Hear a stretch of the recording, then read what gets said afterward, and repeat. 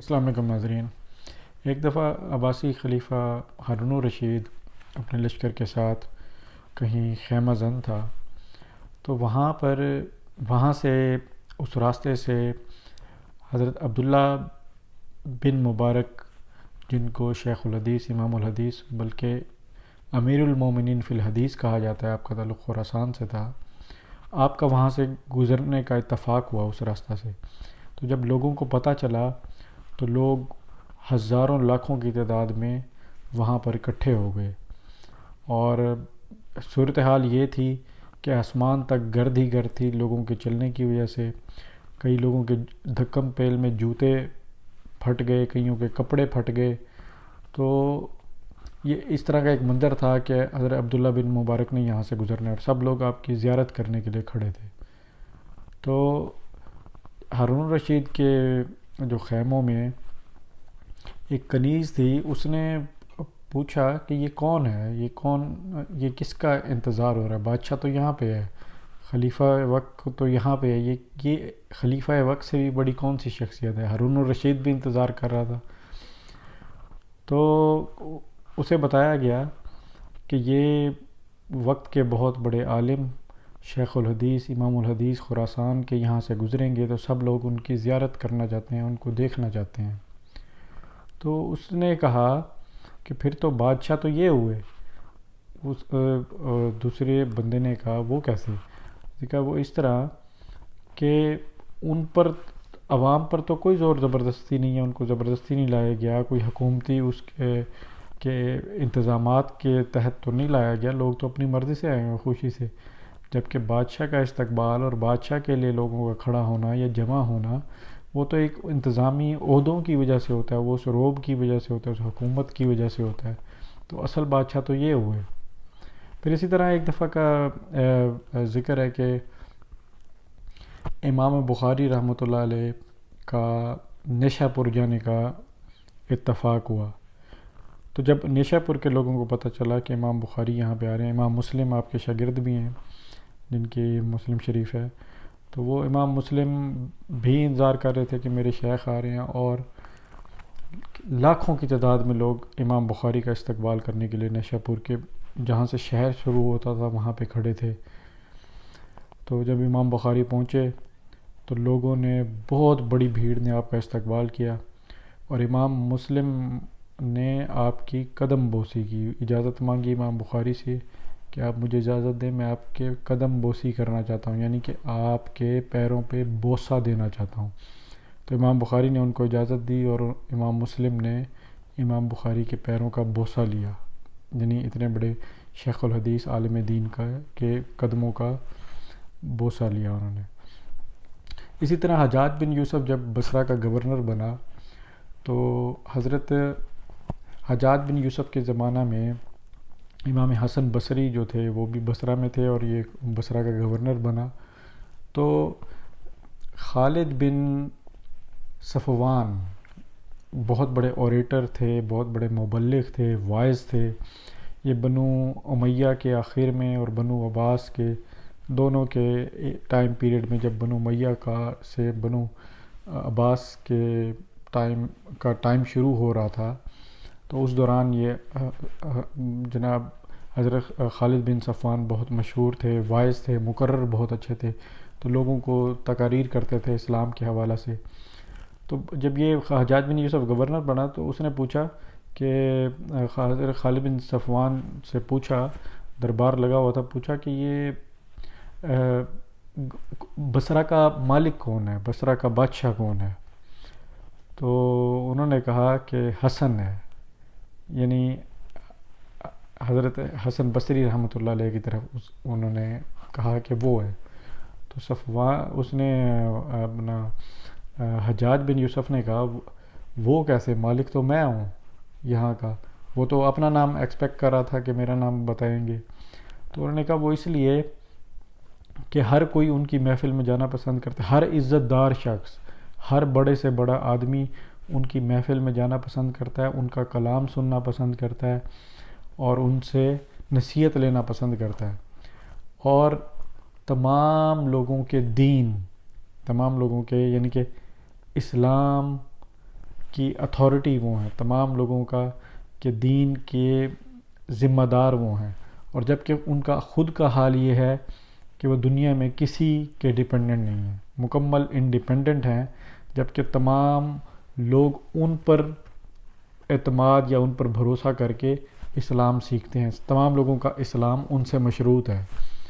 تو اس لیے تو حجاج بن یوسف تو اس نے بالکل تصدیق کی اس بات کی، اس نے کہا بالکل تم نے صحیح کہا کہ حسن بصری ہی بصرہ کے مالک ہیں۔ تو دوستو یہ ساری اور بے تحاشا ہسٹری میں واقعات ایسے بھرے پڑے ہیں علماء کے حوالہ سے، اور ابھی آج کل ارطغرل ڈرامہ بھی چل رہا ہے، ارطغرل میں بھی یہی دکھایا گیا ہے کہ علماء کے حوالہ سے ایک ڈائلاگ اس میں تھا کہ وہ کہتا ہے کہ میں ہر اس ہاتھ کو کاٹ دوں گا جو علماء کی طرف بڑھے گا، اور حضرت محی الدین ابن عربی رحمۃ اللہ علیہ کا کردار جو انہوں نے دکھایا ہے وہ بھی دین کی رہنمائی اور ہر معاملہ میں ان سے رہنمائی لی جاتی ہے۔ پھر سلطان الادین، یہ ڈرامے میں شاید نہیں دکھایا، سلطان الادین سلجوق تھا، وہ اصل میں مرید تھا، اس کی بیعت تھی کونیا میں، کونیا میں ہی ان کا محل تھا اور ان کا جو دارالخلافہ تھا اس ٹائم۔ تو حضرت مولانا روم رحمۃ اللہ علیہ سے وہ مشاورت بھی لیتا تھا، ان سے گائیڈنس بھی لیتا تھا، اور بلکہ اس کی الادین سلجوق کی ریکویسٹ پہ ہی آپ نے کونیا میں قیام کیا، اور پھر وہیں رہے، اب آپ کا مزار بھی کونیا میں ہی ہے۔ تو یعنی مغلوں سے لے لیں، شروع سے ہمارے علماء کرام کا جو احترام جو سلاطین نے دکھایا، تاریخ بھری پڑی ہے، میں کس کا ذکر کروں، اپنا سلطان محمود غزنوی کا کروں، شہاب الدین سہروردی کا کروں، کس کا ذکر کروں، شیخ ابو الحسن خرقانی رحمۃ اللہ علیہ کے پاس سلطان محمود غزنوی کا جانا، ان سے ملاقات کرنا، ان سے نصیحت کرنا، مامون رشید کا حضرت فضیل ابن عیاض کے پاس جانا، یعنی جگہ جگہ تاریخ بھری پڑی ہے۔ اب یہ سارے واقعات ذکر کرنے کا اصل مقصد یہ ہے کہ جب سے پاکستان بنا ہے تو علماء کرام کے حوالہ سے جو ہمیں دیکھنے کو مل رہا ہے وہ جگہ جگہ ان کی تذلیل، ان کی توہین، ان کو نچلے درجے کا شہری حکومت کی طرف سے، عوام کی طرف سے نہیں، عوام بے شک ان کو رسپیکٹ دیتے ہیں، ہم حکومت کی بات کر رہے ہیں، اور یہ سارے جو میں نے واقعات بتائی یہ حکومتوں سے ریلیٹڈ ہے، عوام سے نہیں۔ تو عوامی سطح پر، حکومتی سطح پر کوئی پذیرائی نہیں علماء کی، کوئی رسپیکٹ نہیں، کوئی ادب نہیں، بلکہ توہین، اور اب یہ بڑھ چکی۔ ابھی پچھلے دنوں میں جو رویت حلال کی کمیٹی کے حوالہ سے جو علماء کی ایک سرکاری یعنی کہ ایک حکومتی وزیر کی طرف سے اتنی تھرڈ کلاس لینگویج استعمال کرنا، پھر میڈیا کا اس کو پروموٹ کرنا ایسے جملوں کو، اور ایک یعنی کہ جیسے ایک عام شہری سے آپ کلام کرتے ہیں اس طرح علماء دین سے، اور وہ بھی علماء دین، وہ والے علماء جو اتھارٹی ہیں اپنے اپنے مسلک کے اندر، وہ والے علماء جن کو پھر ریاست نے عہدہ بھی دیا ہے، یعنی دونوں روایت حلال کمیٹی کی ٹیم یا مفتی منیب الرحمان صاحب اور فواد چودھری دونوں حکومتی عہدیدار ہیں، حکومت کے ریپریزنٹیٹیو تھے، مگر میڈیا اور دوسرے لوگ جو علماء کی سے مخالفت کرتے ہیں یا نفرت کرتے ہیں، وہ ایک حکومتی ٹیم کی تعریف کر رہے ہیں اور دوسری حکومتی ٹیم کی توہین کر رہے ہیں۔ تو اصل میں یہ معاملہ رویت حلال کمیٹی اور اس کا نہیں، بلکہ یہ اصل معاملہ ان کی نفرت ہے علماء سے۔ تو یہ اصل ساری وجہ ہے۔ اب یہ سارے واقعات اور یہ ساری چیزیں، پھر مولانا طارق جمیل صاحب سے معافی منگوانا صحافیوں کا، انتہائی افسوسناک بات ہے کہ اسلامی ریاست میں، یعنی کوئی اور ادارے کا بندہ اگر صحافیوں کی توہین کرے، یا صحافیوں کبھی کسی کی جرأت ہوئی کہ ان سے کہے کہ ہم سے معافی مانگی جائے؟ یعنی ہم نے اپنے اس کانسٹیٹیوشنل ڈیموکریسی کے اندر ہم نے یہ سسٹم بنا دیا ہے کہ رسپیکٹ اس کی ہوگی جو ٹیکس پیئر ہے، رسپیکٹ اس کی ہوگی جو بزنس مین ہے، رسپیکٹ اس کی ہوگی جو کماتا ہے یا حکومتوں کے عہدیدار ہے، باقی سب عام شہری ہیں۔ تو افسوس سے یہ کہنا پڑے گا کہ یہ اسلامی ریاست نہیں ہے۔ اسلامی ریاست میں علماء اتھارٹی ہوتے ہیں، علماء انبیاء کے وارث ہیں۔ علماء کرام کو حضور پاک صلی اللہ علیہ وسلم نے بنی اسرائیل کے انبیاء سے تشبیہ دی ہے۔ آپ کے جتنے بھی عہدے ہیں، آپ کے جتنے بھی عہدوں کے اداروں کے سربراہان ہیں، ان سب کی عزتیں پاکستان کی بقا سے مشروط ہیں، پاکستان سے مشروط ہیں، جبکہ علماء کرام کے عزت احترام اور ان کی اتھارٹی، یاد رکھیں علماء کرام کی خالی عزت نہیں ہے، اتھارٹی ہیں وہ دین میں۔ یعنی اللہ تعالیٰ نے، اللہ کے رسول صلی اللہ علیہ وسلم نے اپنے بعد جو اتھارٹی دی ہے دین کی، وہ علماء کو دی ہے، اور تا قیامت یہ قائم رہے گی۔ تو جب آپ نے ان کو علماء کے لیے کوئی ادارہ ہی نہیں بنایا پاکستان کے اندر، اسلامی ریاست کے اندر علماء کے اندر کوئی ادارہ ہی نہیں ہے، حکومتی سطح پر ان کے لیے کوئی بڑی جاب ہی نہیں ہے، کوئی بڑا عہدہ ہی نہیں ہے، تو ان کی حیثیت آپ نے عام شہری والی کر دی ہے۔ یعنی عام شہری کو کوئی کچھ کہہ سکتا ہے تو اس کا نوٹس نہیں لیا جاتا۔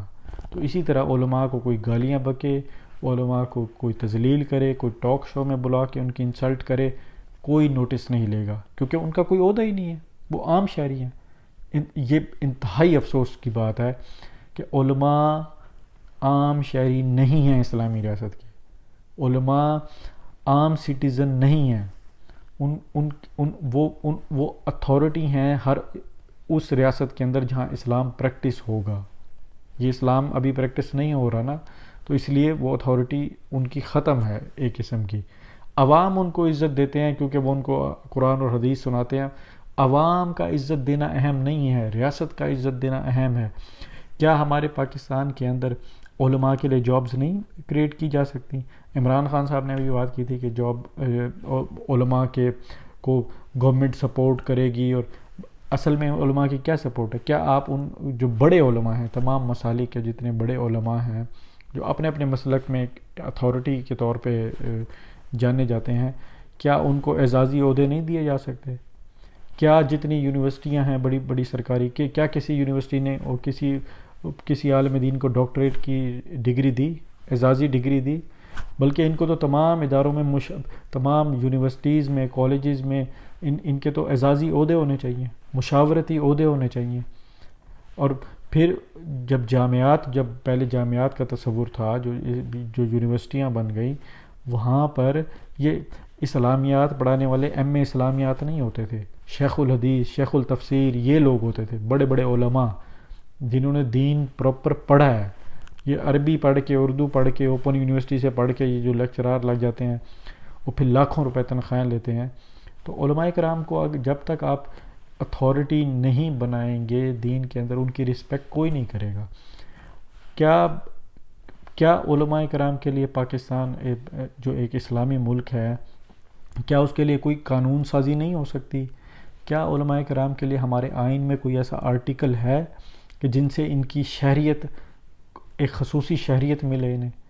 کیا یعنی جو عہدوں کے جو اداروں کے عہدیداران ہیں، بڑے یا سربراہ ہیں، ان کی حد تک عزت کا قانون ہے؟ کیا علماء کرام کی کوئی حد تک عزت کا قانون ہے؟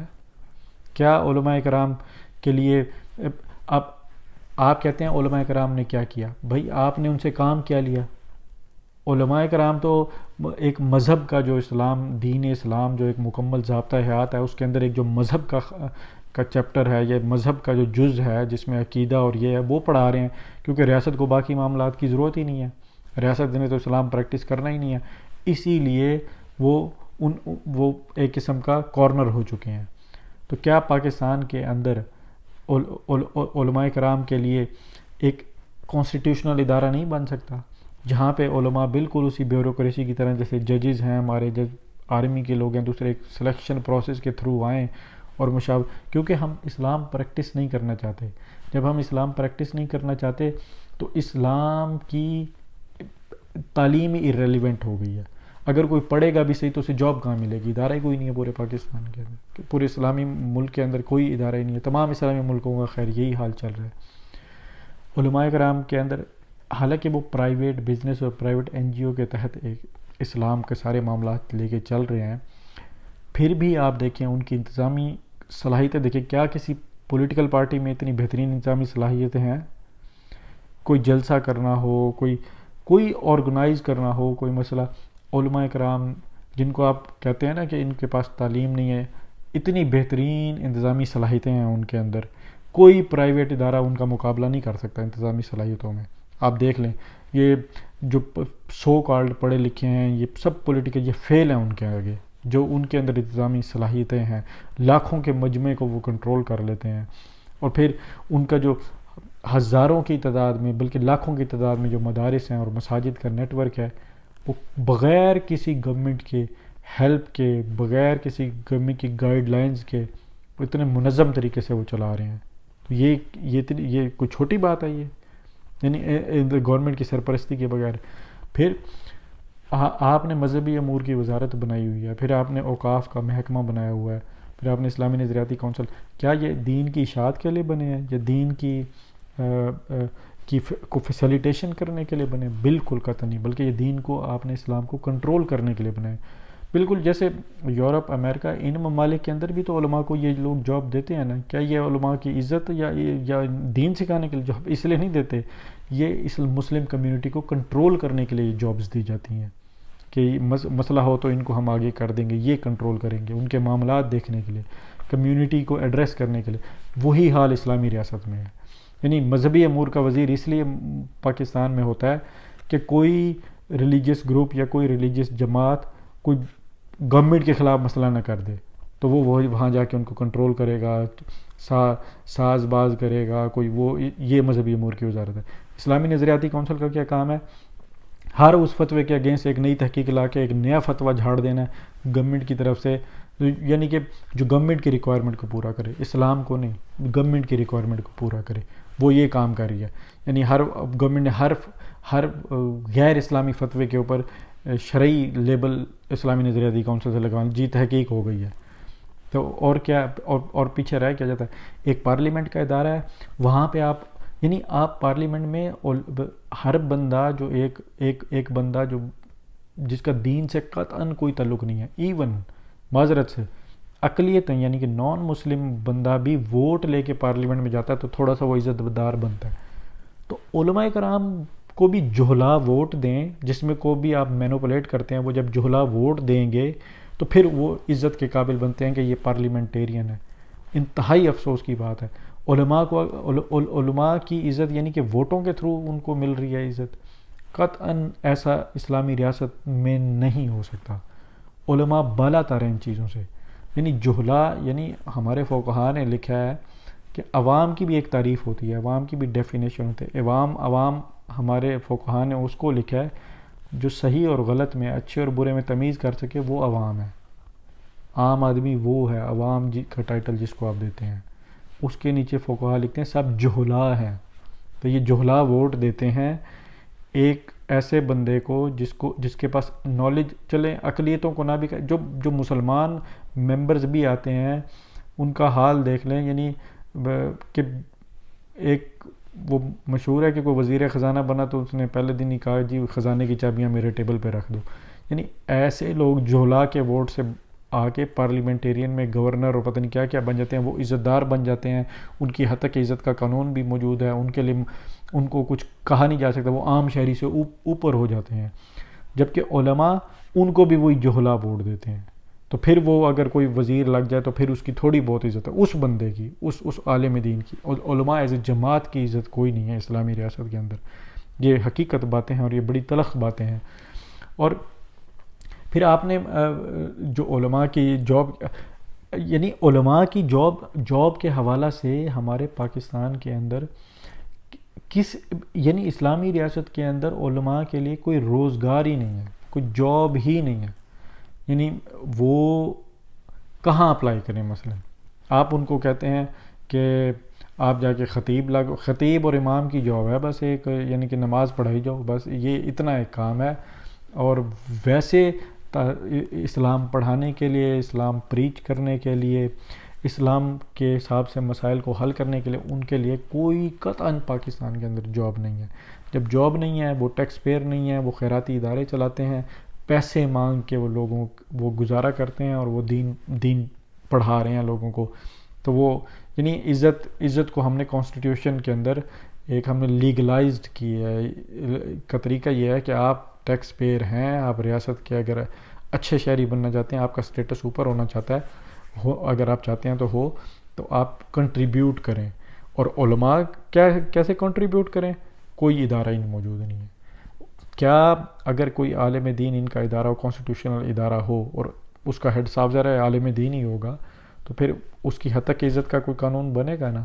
اب وہ نوٹس لے گا نا فواد چودھری جیسے لوگوں کا، جب وہ نوٹس لے گا نا حامد میر جیسے صحافیوں کا کہ آپ نے کیسے مولانا طارق جمیل کو کہا کہ آپ معافی مانگو.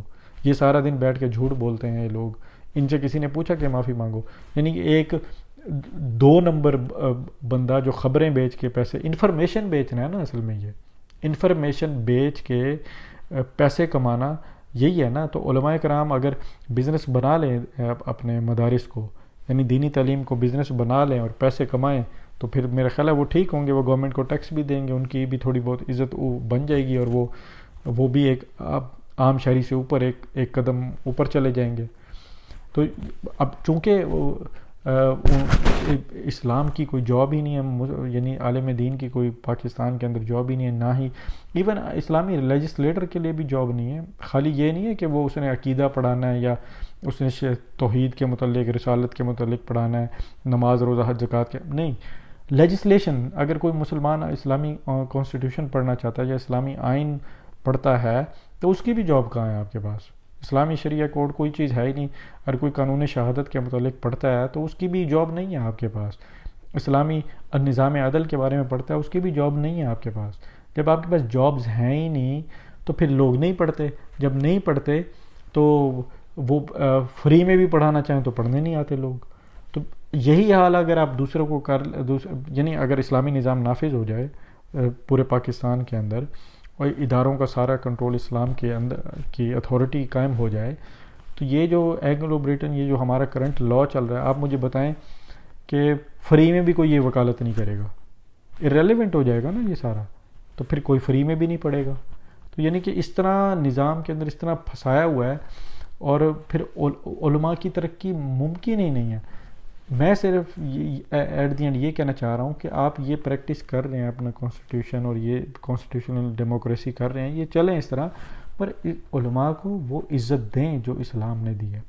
اب غور کریں کہ وہ انبیاء کرام کے وارث ہیں، انبیاء کی میراث علوم ہے، اور وہ پھر اس علم کو لے کے چل رہے ہیں. بنی اسرائیل کے انبیاء سے تشبیہ دی ہے، وہ عام لوگ نہیں ہیں. یہ ہماری 1300-1400 سال کی ہسٹری سے بھری پڑی ہے. سلاطین نے، جن کو آج کل ہم متنازع بنا رہے ہیں نا، انہی سلاطین نے علماء کو رسپیکٹ دی ہے. عام شہری کا رسپیکٹ دینا اہم نہیں ہے، ریاست کا علماء کو رسپیکٹ دینا اہم ہے. علماء کو اعزازی ڈگریاں دی جائیں، علماء کو اعزازی عہدے دیے جائیں، علماء کو کے متعلق کوئی قانون سازی کی جائے. ان کی حد تک کوئی جو بندہ علماء کے متعلق تضحیق کرے، اختلاف علم کے ساتھ، اور ہے وہ بھی ایک عالم کا عالم ہی کر سکتا ہے اختلاف، ہر کوئی نہیں کر سکتا. اختلاف اور چیز ہے، پر ان کے متعلق جملے کسنا، ان کو تذلیل کرنا، ان کی توہین کرنا، اس کے متعلق پاکستان میں قانون ہوں گے، ورنہ یہ قطعاً اسلامی ریاست نہیں ہے. اسلامی ریاست میں کبھی بھی ایسا نہیں ہوا، 1300 سال میں کبھی بھی ایسا نہیں ہوا کہ علماء کی تذلیل کی جائے. اور میں نے اس کا سارا بیک گراؤنڈ بتا دیا کہ آپ کہتے ہیں وہ کنٹریبیوٹ نہیں کرتے. کنٹریبیوٹ کرنے کے لیے آپ نے سسٹم میں کچھ گنجائش ہی نہیں رکھی، وہ سارا میں نے ایکسپلین کیا. پھر علماء کرام میں جو علماء کرام ہیں، وہ خاص طور پر وہ کیا کریں؟ علماء کے فضائل بیان کریں، جمعوں میں، اپنی تقاریر میں، ہر جگہ. اور شیخ سعدی کا جیسے فرمانا ہے نا کہ ایک ایسی محفل میں جاؤ جہاں پہ نصیحت کی کوئی بات نہ ہو، تو کپڑے جھاڑ کے کھڑے ہو جاؤ، یعنی کہ وہاں سے کچھ بھی نہیں لے آنا. بالکل تمام لوگ ایسا ہی کریں جو ایٹ لیسٹ علماء کی رسپیکٹ کرتے ہیں. وہ کیا کریں؟ جو چینل پہ علماء کی توہین ہو رہی ہو یا اس طرح کا بیانیہ دیا جا رہا ہو، اس چینل کا سوشل بائیکاٹ کریں کمپلیٹلی. جو وزیر ایسا کرے، جو کوئی ریاستی عہدیدار ایسا کرے، اس کا مکمل بائیکاٹ کریں، سوشل بائیکاٹ کریں، اس کے خلاف سوشل میڈیا پہ کیمپین چلائیں. اور ریاست کی کیا ذمہ داری ہے کہ جو لوگ وہ نوٹس لے علماء کا. یہ وفاقی مذہبی امور کے وزیر صاحب یہ کام کریں، اپنی جماعت جو علماء کی جماعت ہے اس کو رسپیکٹ دلوائیں کیا، وہ ان کا حق ہے. اور علماء اپنی وراثت کلیم کریں، حضور پاک صلی اللہ علیہ وسلم نے آپ کو انبیاء کا وارث کہا ہے. آپ مجھے بتائیں کہ اسلامی ریاست سے آپ نے وراثت نہیں لینی، اپنی کلیم نہیں کرنی، تو آپ کو کون آپ کو عزت دے گا؟ کون آپ کی وراثت آپ کو دے گا؟ آپ بالکل کوئی نرم رویہ نہیں رکھنا ہے اس معاملہ کے اندر، بالکل کوئی یہ اسی نرمی کی وجہ سے، یہ اسی معذرت خانہ رویے کی وجہ سے یہ لوگ اتنا سینہ چوڑا کر کے علماء کی تذلیل یعنی بڑے بڑے علماء نہیں بچ رہے تو عام عالم دین کیا بچے گا؟ اگر جو اعتراض کرتا ہے کہ جی علماء، دیکھیں آپ نے کوالٹی کنٹرول کا اگر سسٹم بنانا ہے تو آئین میں یا اداروں کے تھرو یا کوئی ایسا قانون بنائیں جس میں علماء کی عزت ہو، علماء اتھارٹی جب آپ بنائیں گے تو علماء کے اندر کوالٹی کنٹرول آ جائے گا، خود بخود آ جائے گا. جب یعنی ابھی آپ ایسے علماء آتے ہیں جن سے آپ کہتے ہیں کہ یہ ایسی زبان استعمال کرتے ہیں یا ایسا یعنی جو ہر مسلک میں چھوٹے امام مسجد ٹائپ لوگ ہوتے ہیں، ان کی تقاریر سے اگر آپ کو مسئلہ ہے تو جیسے میں نے کہا کوالٹی کنٹرول خود بخود ہو جائے گا جب آپ ان کو اتھارٹی بنائیں گے، ان کو عزت دیں گے، ان کے حساب سے کوئی قانون سازی کریں گے تو یہ علماء خود ایسے لوگوں کی گرفت کریں گے. فی الحال تو وہ سمجھتے ہیں کہ کوئی بندہ بھی ہمارے حق میں بولے گا تو وہ اس کو بولنے دیتے ہیں. وجہ اس کی یہی ہے کہ ان کی کوئی رسپیکٹ نہیں ہے، ان کا کوئی ریاست کے معاملہ ریاست کی طرف سے ان کی کوئی اتھارٹی نہیں ہے، ان کی کوئی سنوائی نہیں ہے، تو جو بھی بولتا ہے وہ اس کو ایسے ہی سمجھتے ہیں کہ یہ ہمارا ریپرزینٹیٹیو ہے. جب علماء خود بولنے والے ہوں گے ریاستی سطح پہ قانون کے تحت ان کی حق عزت کا کوئی ہوگا تو وہ ہر کسی کو نہیں بولنے دیں گے. وہ اپنی جماعت میں بھی کوالٹی کنٹرول لے کے آئیں گے کہ ہر بندہ عالم نہیں ہو سکتا. وہ ٹائٹلز پر بھی دیکھیں گے کہ کون عالم بننے کے قابل ہے کون نہیں ہے. تو یہ پورا ایک پروسیس فالو ہوتا ہے. تو لہذا اب علماء کرام صرف اور صرف اس پر توجہ دیں کہ ہر خطبہ میں ایک پوری کیمپین چلائیں اور قرآن و حدیث سے، تاریخ سے اب علماء کی فضیلتیں بیان کریں، فضائل ان کے بیان کیے جائیں. اب یہ ہے کہ ایک روایت میں ہے کہ عالم دین کے قلم کی جو سیاہی ہے وہ شہید کے خون سے بڑھ جائے گی. یعنی قرآن اور حدیث تو بھرا ہوا ہے علماء کے. اور یہ یاد رکھیں کہ پوری امت کے جتنے بھی ممکنہ عہدے ہیں، ایون سلطان، خلیفہ، جتنے بھی عہدے ہیں، صرف علماء کی جماعت واحد جماعت ہے جن کے فضائل بیان ہوئے ہیں. باقی تمام کو تنبیہ کی گئی ہے کہ اپنی ذمہ داری صحیح نبھاؤ. علماء کی فضیلتیں بیان ہوئی ہیں اور میرا نہیں خیال کہ کسی اور کے عہدے کی یا اس کی فضیلت بیان ہوئی ہو. حضور پاک صلی اللہ علیہ وسلم نے فرمایا کہ اگر یہودیوں کے جو 10 ان کے علماء تھے نا، 10 عالم دین، حضور نے فرمایا کہ اگر وہ بھی مجھ پر کلمہ پڑھ لیتے، مسلمان ہو جاتے تو روئے زمین پر کوئی یہودی نہ بچتا. یعنی عالم دین کی اتنی اہمیت ہے کہ حضور نے فرمایا کہ اگر 10 بھی مجھ پر پڑھ لیتے نا، وہ علماء سوئی تھے. تو ایٹ دی اینڈ پوائنٹ تو یہ ہے کہ علماء کی اہمیت اتنی اتھارٹی ہوتی ہے ان کے پاس، اور حضور نے تو ویسے ہی بتا دیا کہ یہ میرے وارث ہیں. تو لہٰذا علماء کرام کے حوالے سے ریاست کو یہ نوٹس لینا چاہیے ان چیزوں کا، اگر یہ چیزیں ریپیٹ ہوتی رہے. اب جو ان کے اختلافات ہیں نا، یہ جس کو فرقہ واریت کے ایک کمپین بنایا ہوا ہے، انشاءاللہ میں اس پہ بہت ساری ویڈیوز بنا چکا ہوں، اور اس فراڈ کو، یہ جو علماء پر الزام ہے، اس کو میں بالکل ایکسپوز کروں گا، اور آگے میں بڑی ایک جامع ویڈیو بناؤں گا انشاءاللہ کہ فرقہ واریت اصل میں ہوتی کیا ہے. اور یہ جو علماء کا علمی اختلاف ہے یا اکیڈیمک اختلاف کرتے ہیں، یہ فرقہ واریت نہیں ہے. اس کو آپ ٹول بنا کے ان کی تذلیل کرتے ہیں، یعنی ان سے اختلاف کا حق کھینچ لیتے ہیں آپ، اور پوری ریاست میں ہر کسی کو اختلاف کا حق ہے. لہذا انشاءاللہ میں کوشش کروں گا کہ مزید اس پر ویڈیوز بناؤں، اور آپ سے درخواست ہے کہ آپ اس ویڈیو کو زیادہ سے زیادہ پھیلائیں، علماء اکرام تک یہ باتیں پہنچیں، تاکہ علماء اپنے خطبوں میں، ہر چیز میں اپنی جماعت کے فضائل بیان کریں جو رسول اللہ صلی اللہ علیہ وسلم اور قرآن پاک نے بتائے ہیں، وہ زیادہ سے زیادہ عوام تک پہنچائیں.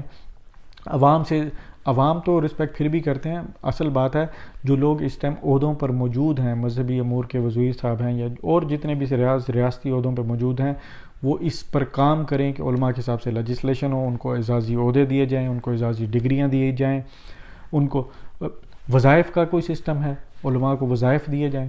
یعنی علماء کیوں مانگ کے لوگوں کو پڑھائیں؟ یہ پڑھانے تو آپ ان کو دیں نا عہدوں میں. اور یہ بھی ایک لوگوں کے اندر بڑی غلط فہمی ہے کہ علماء کرام کوئی ہمیں یعنی کہ فورن پالیسی بنانی ہے یا ٹریڈ کی کوئی پالیسی بنانی ہے یا ہمیں کوئی لیجسلیشن کرنی ہے، اس میں ریاست تو اسلام پریکٹس نہیں کری، ان کی کیا جاب؟ علماء کی خالی جاب یہ نہیں ہوتی کہ مسائل بتانا، علماء سینسر بھی ہیں.